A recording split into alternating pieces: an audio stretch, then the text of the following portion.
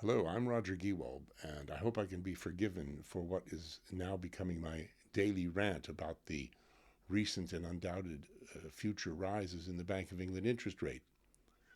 I don't much care what happens in other countries, let them decide their own futures, but as the Nobel Prize winning economist Nouriel Roubini said recently, the Bank of England and other central banks are, quote, setting a trap for themselves, unquote. Prices are skyrocketing, and we're heading into, if not already in, a recession, and there's no end in sight. In fact, I think that things may get much worse because I don't think we've yet seen what President Putin actually has in mind going forward. And that is the point. Inflation is not really the problem. The problem is oil and gas. Putin is in no doubt intent on destroying Western economies by cutting off their oil and gas supplies. And the more we impose sanctions, the worse it will get. And even if Europe, for example, decides to keep buying from him, the day may come when he simply decides to stop selling, and that will cause even greater damage.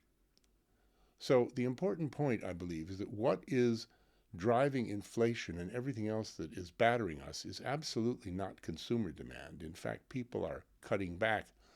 Many households are now having to decide between heating and eating. So stupidly raising interest rates is going to have no effect whatsoever on inflation, and especially the real inflation, which is gas and oil.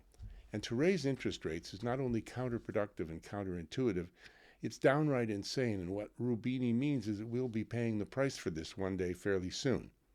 How can any sane person make people pay more money on money that they have to borrow in order to survive, and on the mortgages in their houses at a time like this?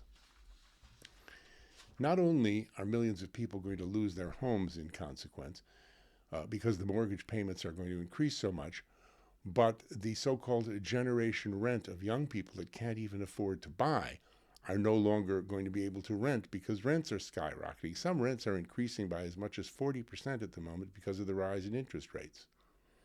I must say, I'm not entirely convinced that either of our candidates for Prime Minister will have the sound judgment or daring to reverse this disastrous policy. Thank you.